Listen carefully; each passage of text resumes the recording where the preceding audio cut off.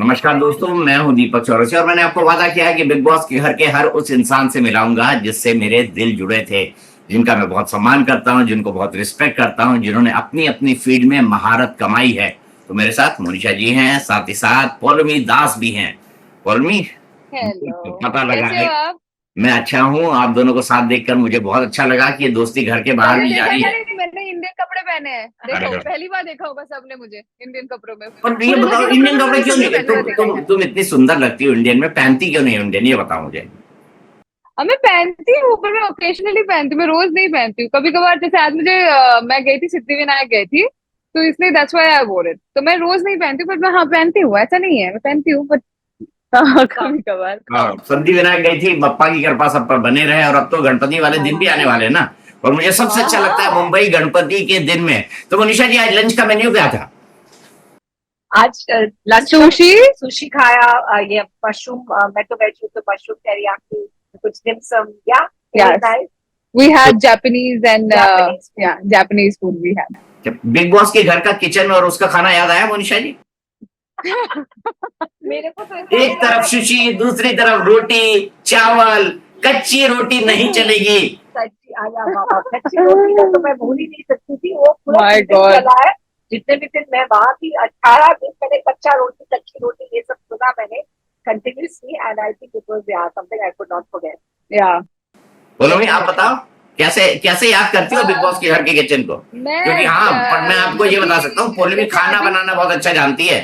उसको हर हाँ कॉम्प्लिकेटेड हाँ। रेसिपी खाना बनाना पौलमी अच्छा जानती है। और ब्रेकफास्ट बनाया भी पौलमी ने। मैं खाना भी अच्छी बना सकती हूँ, मैं बेवकूफ भी अच्छी बना सकती हूँ। पर नहीं, आई थिंक मुझे खाने को लेकर उतना मुझे इश्यू हुआ नहीं। अगर कम खाना भी होता था तो मुझे भी उतना ज्यादा इश्यू नहीं होता था, क्योंकि मैं वैसे भी बहुत कम खाती हूँ। तो पर हाँ, मुझे वेज खिलाना सिखा दिया लोगों ने। उसके लिए आई थिंक मेरे घर वाले बहुत ज्यादा खुश है कि फाइनली लड़कियां भी बिना हिचकिचाए बोल देती है, हाँ जो दो खाना दो, जो मर्जी तो मैं खा लूंगी। मुझे कोई प्रॉब्लम नहीं है। और मैंने किचन में थोड़ा और इंटरेस्ट लेना शुरू किया। या बर्तन मांजे तुमने, बर्तन धोए? अपार्ट फ्रॉम बर्तन, बट जाके मैं देखती हूँ अभी मेरे। मनीषा जी, मुझे आपका वो चेहरा उस दिन का याद है जब आप एक रोटी बेल के आए थे। और आपको लगा था वाह, मतलब कितने नए नए एक्सपेरिमेंट हमने अपनी लाइफ के साथ किए हैं। आपको याद है बिग बॉस के घर में रोटी बेलना? यस, फर्स्ट टाइम मैंने रोटी वहां बेला है। और मैं खुश थी कि मैंने ये ट्राई तो किया। आई डोंट मैंने नो। एक दिन में रोटी नहीं बेला है, आई क्योंकि ट्राइड। मैं रोटी बेलूंगी तो वो मैप बनेगा, तो मैंने रोटी बेल। सिर्फ एक्चुअली खाना मैं सब बना सकती हूँ, सिर्फ रोटी बेलना मुझसे नहीं होता। मैं सेक दूंगी, मैं आटा गूंद दूंगी, सब कर दूंगी, बट मैं अगर किसी दिन रोटी बेल दी ना तो वो मैप बन जाता है। वो रोटी फुलेगा भी, नरम भी होगा, सब होगा, पर गोल नहीं बनेगा, पता नहीं क्यों। नहीं, प्रैक्टिस प्रैक्टिस से जो है इंसान परफेक्ट हो जाता है बोल में। सो कीप ट्राइंग, मैं ये हमेशा कहूंगा, कीप ट्राइंग। अच्छा, क्या सबसे कड़वी याद है पोलोमी जी? और फिर मनीषा, मैं आपके पास आऊंगा बिग बॉस के घर की पोलोमी। और आप एक मेरी दोस्त, मतलब कड़वी। मैं सबसे पहले ये कहना चाहता हूं कि पोलोमी इकलौती कंटेस्टेंट है जिसने अपनी दोस्त को नॉमिनेट नहीं किया, और उसके चलते पोलोमी को खुद को बाहर होना पड़ा। ये स्टैंड लिया था पोलोमी ने, और मुझे मुझे बड़ा बुरा लगा था उस दिन जब पोलोमी आप बाहर हुई थी तो। तो आई मैं भी no. Same, sorry to interrupt, मैं भी सेम लवकेश को ही सपोर्ट कर रही थी। और मैं तो नॉमिनेटेड ही थी, और मुझे नहीं पता था कि इसका परिणाम ये होगा कि पॉलिनी नॉमिनेट हो जाएगी। मुझे लगा इसका परिणाम ये होगा कि मैं आउट हो जाऊंगी।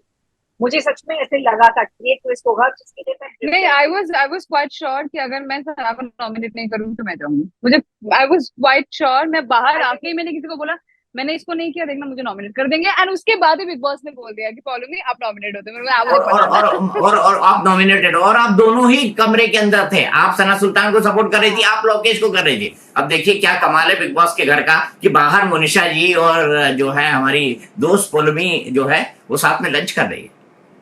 ओह या, हाँ हमने हाँ हाँ हाँ। प्रॉमिस किया था, हमने घर या के अंदर बट प्रॉमिस किया था कि हम बाहर जाके, because she stand up from Bandra and most of the time I am in Bandra.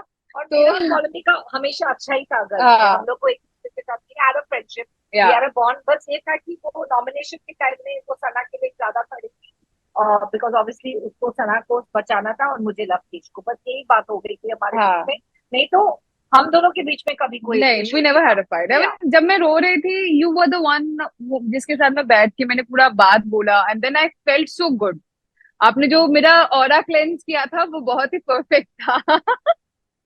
अच्छा मुझे एक बात बताओ। नहीं, एक चीज तो मैंने जो घर के अंदर जाके जो मुझे सबसे बहुत बुरा लगा Deepak ji, and I am talking about it rapidly, बहुत ज्यादा मैं इसके बारे में बात करूं कि मेरे साथ बहुत ज्यादा हो रहा है। आई एम सो सॉरी, वो आपकी बहुत फेवरेट है, बट शिवानी ने बहुत सारी चीजें उठाई थी जो आइडियोलॉजिकली बहुत गलत है, उसकी आइडियोलॉजी की बहुत वो गलत सोच थी, और जिसकी वजह से अभी भी I have to go through lot of things जहाँ पे लोग मुझे मेरे कलर को लेके बहुत चीज बोल रहे हैं। And the point is, even even if I forget Shivani, because मुझे उनके साथ कोई ताल मतलब कोई कनेक्शन रखना भी नहीं है, पर in also general in people, Deepak ji हम 2024 में जी रहे हैं, आज भी लोग कितने ज्यादा ऑब्सेस्ड है कलर को लेके। वो कई दफा ये भी मतलब एक्सेप्ट ही नहीं करना चाहते कि ये बहुत नॉर्मल है। आपको पता है कि हमारे हिंदुस्तान में सबसे ज्यादा ये रंग है, फिर भी लोगों को पता नहीं क्या ऑब्सेशन है कि उनको सफेद गोरे गोरे अगर चाहिए तो लंदन में चले जाओ, वहां पे आपको एक्चुअली गोरे लोग मिलेंगे, यहाँ पे तो वो होते भी नहीं है, हम सब सांवले हैं। पर दीपक जी, हाँ मैं आप अगर पूछूंगा मेरा पोलेमी को गोरे लोग ही क्यों मिलते हैं, मैं होता पूछूंगा है, ये सवाल भी कि पोलेमी को गोरे लोग ही क्यों हाँ मिलते हैं। आऊंगा मैं सवाल पे। देखो दीपक मैंने जी, पकड़ लिया, मैंने आपको पकड़ लिया यहाँ पर कि पोलेमी को गोरे लोग क्यों बोलते हैं। पर पोलेमी ये मेंटालिटी है, मुझे बहुत अच्छी तरह याद है, मेरी कई सारे 6 बहनें थी, और जब उनके मैट्रिमोनियल के लिए प्रपोजल जाते थे, मैं बात कर रहा हूँ 80 85 90, तो उसमें लिखा जाता था, या मैट्रिमोनियल में जो प्रपोजल जाते हैं उसमें लिखा जाता है कि रंग क्या है आपका, गोरा है, सांवला है, काला है, श्याम वर्ण है। हमारे भगवान भी श्याम वर्ण के रहे हैं और हम उनको पूछते हैं। तो मुझे मुझे ये मेंटेलिटी मुझे भी समझ नहीं आती, मैं भी इस नहीं बात को आता कभी है। समझ नहीं पाया। और मेरे पापा, जब मेरी भी बचपन मतलब नॉट बचपन में, लाइक तब मैं 20 22 साल की थी, शादी की बात भी चल रही थी, तो पापा को किसी ने बोला था, अरे आपकी बेटी तो खूबसूरत बहुत है, उसका चेहरा बहुत खूबसूरत है, पर रंग सांवला है, आपको बहुत ज्यादा दहेज देना पड़ेगा।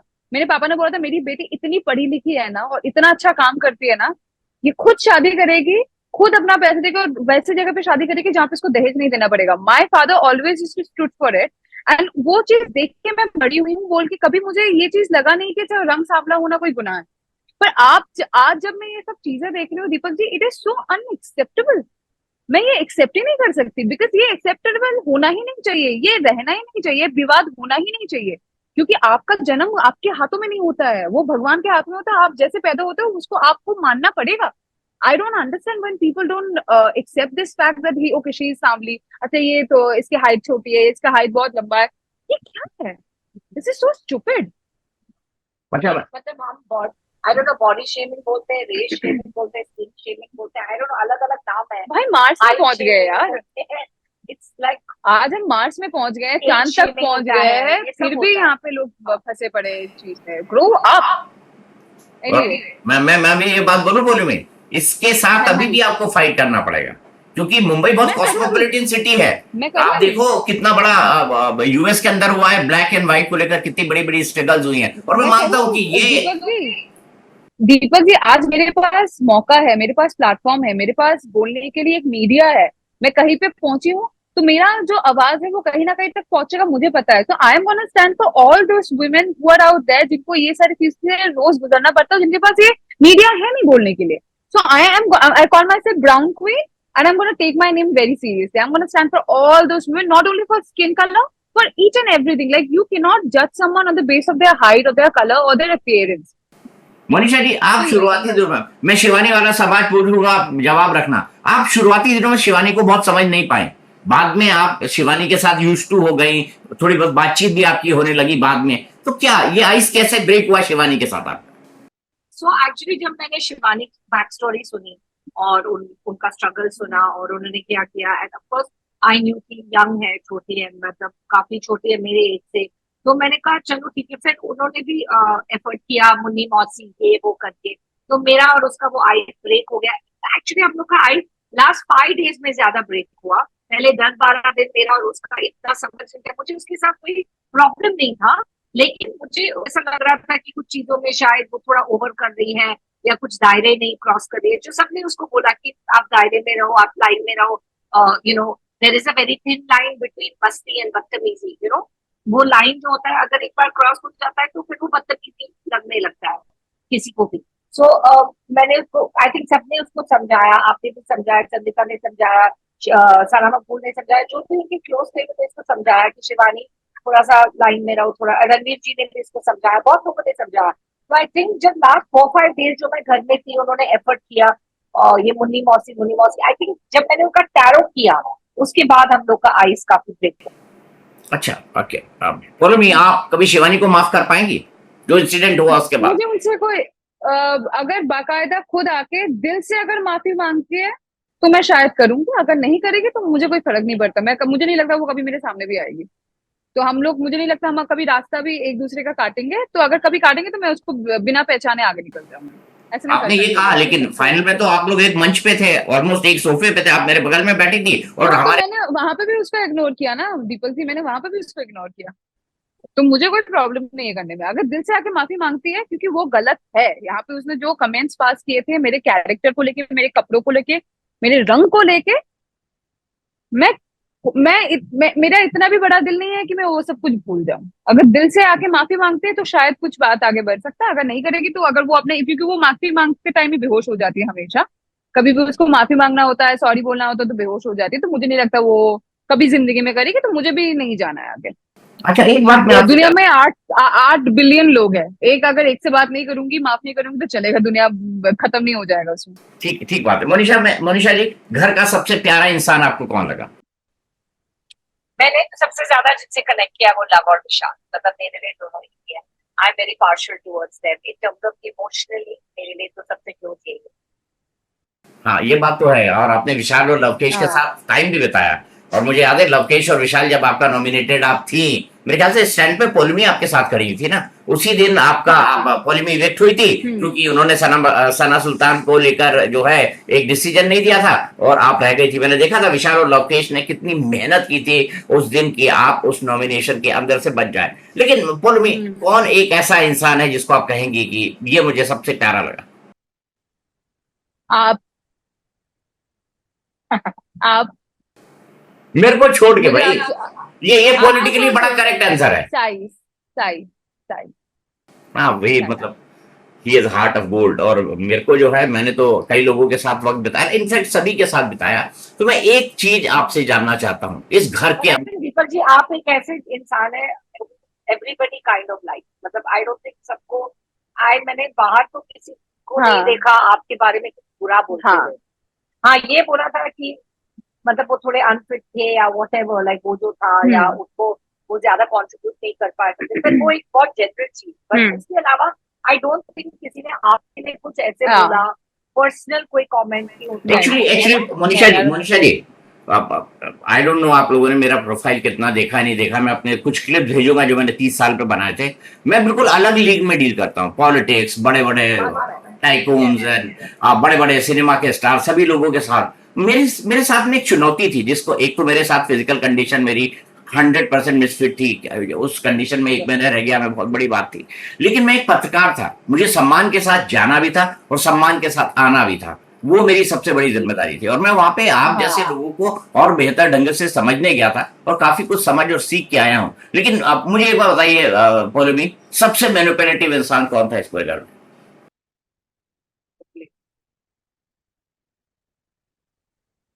अरमान और रणवीर। ठीक है। मोनिशा जी, आपके हिसाब से? मेरे हिसाब से तो अरमान ही थे, मतलब मेरे को तो उनका डे वन से लग रहा था कि उनके दिमाग में फुल नहीं, एक्चुअली बहुत लोग सना का actually no, Sana Maqbool is Sana Maqbool. I think मैं रणवीर का नाम हटाऊंगी, अरमान एंड सना मकबूल। बट सना मकबूल की मैं यही कहूँगी कि सना मकबूल बहुत फोकस थी जीतने के लिए, और अरमान का ये था कि मतलब थोड़ा वो पॉलिटिकली वो लग रहा था। वैसे सना मकबूल का मुझे सिर्फ ऐसा लग रहा था कि मुझे जीतना है, बट गोल वाज सना में एक डिग्निटी थी, एक क्लास था जो मुझे लगा। लेकिन अरमान में वो डिग्निटी और क्लास नहीं था, बहुत ज्यादा मिसिंग था।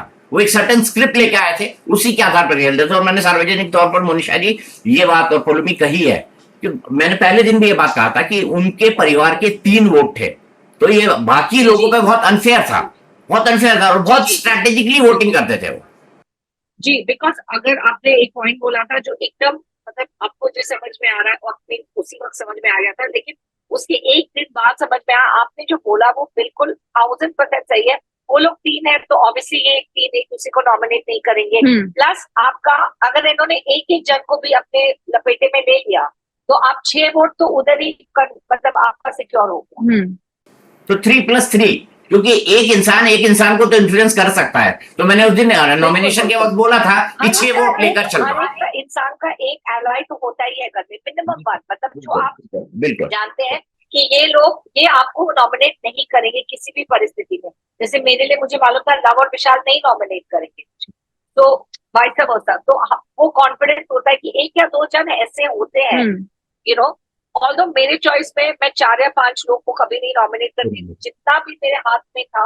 डेफिनेटली सना सुल्तान एक है, ये अपना सना सुल्तान फॉलो एक है, ये 3-4 जन लोग उनके साथ मेरा एक पर्सनल इक्वेशन था। मैं इन लोग को तो definitely on priority basis, and in fact Sana Maqbool भी हमारे ग्रुप में थी, और मैंने इनफैक्ट 1 या 2 बार भी शिवानी को भी नॉमिनेट नहीं किया। जब मैंने देखा कि वो मेरे साथ थोड़ा एफर्ट कर रही है एंड ऑल दैट, तो मैंने भी उसको भी नहीं नॉमिनेट। हाँ, लेकिन आपने शिवानी को 1 ही बार नॉमिनेट किया। आपने सबका टैरो देखा। मुझे बताओ पॉलिमी की शादी कब हो रही है? पॉलिमी की शादी हम धूमधाम से जाएंगे। हाँ, बड़े धूमधाम से करूंगी मैं शादी, जब करूंगी। आई थिंक तो अभी टाइम है, 2-3 साल है अभी तो अपने करियर पे ध्यान देने, तो मैंने उसको यही एडवाइस दिया। आप आओगे ना मेरी शादी में जब करूंगी? 100% आऊंगा। अब आपको कोलकाता होगी या मुंबई होगी बता दो। नहीं, मैं बॉम्बे में ही करूंगी। मैं बॉम्बे में ही करूंगी। बॉम्बे में मेरे बॉम्बे में ज्यादा दोस्त है। हाँ, ज्यादा लोग मेरे बॉम्बे में ही है, या फिर मैं गोवा में शादी करूंगी। देखो ये तो बड़े बड़े प्लान। बेस्ट। गोवा बहुत अच्छी जगह, वेरी वेरी। तो तुम्हारा जो वुड भी है, वो तुमने कहा ना मैं सीरियस हूँ किसी को लेके। मुझे तो ये भी मालूम पड़ा कि तुम्हारा जो है वो फिरंगी है। ये भी मेरे को सूत्रों से मालूम पड़ा कि वो फिरंगी है। नहीं, पॉलिमी को हमेशा कुछ हटके लोग मिलते हैं, हाँ। पता नहीं कहाँ से, मतलब एकदम। अरे मैं खुद हटके हूँ ना, इसीलिए। तो एक नॉर्मल ये नहीं समझ में आता है। नहीं, मैं नॉर्मल मैं खुद नॉर्मल ही हूँ।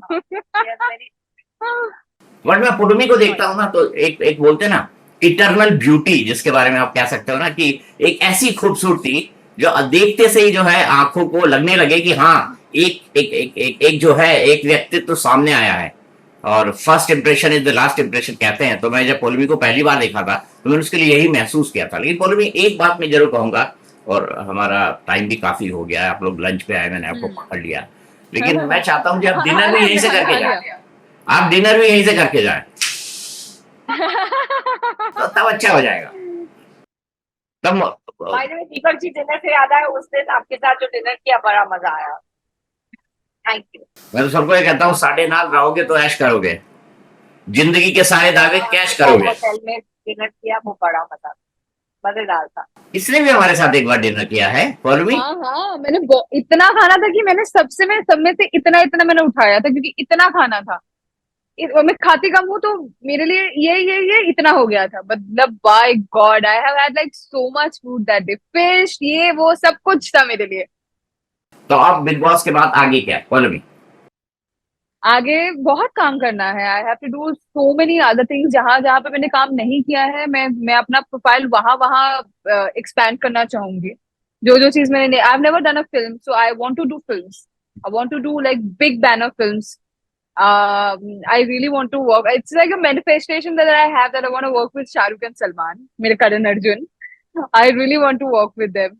I want to do a lot of reality shows like Khatro, na dance wala kaun sa hota hai, Jhalak Dikhla Ja. I want to do reality shows as well because they're fun. They're quite fun. I also want to go for Big Boss 18. I want to go back. I like that house. It was quite nice. It's nice. मैं तो अब मैंने कहा कि big Boss के या कोई reality show में अब मैं इसके बाद नहीं जाऊंगा, लेकिन आप दोनों जुड़ी, बहुत मजा आया, बहुत अच्छा लगा। मैं वापस मेरा जो जुनून है ना, जर्नलिज्म मेरा जुनून है, ये मेरा पैशन है, और आदमी को वही काम करना चाहिए जो इसके बारे में वो पैशनेट हो। तो आपका इंटरव्यू में मैं उसी पैशन के साथ कर रहा हूँ, उसी के साथ कर रहा हूँ। लेकिन हाँ, प्लीज एक काम करिएगा, आप कच्ची रोटी देख के पहचान जाइएगा कि कच्ची रोटी नहीं खा सकते। मैं तो बनाती ही नहीं हूँ, छोड़ो, मेरे को जानना ही नहीं है। चलिए, बहुत बहुत धन्यवाद आपका पॉलिमी। इसी तरह से आप चमकते रहे। मोनिशा जी, आप सही प्रेडिक्शन करते हैं, आपके प्रेडिक्शन बहुत सटीक होते हैं। मैंने भी आपसे कुछ सीखा है।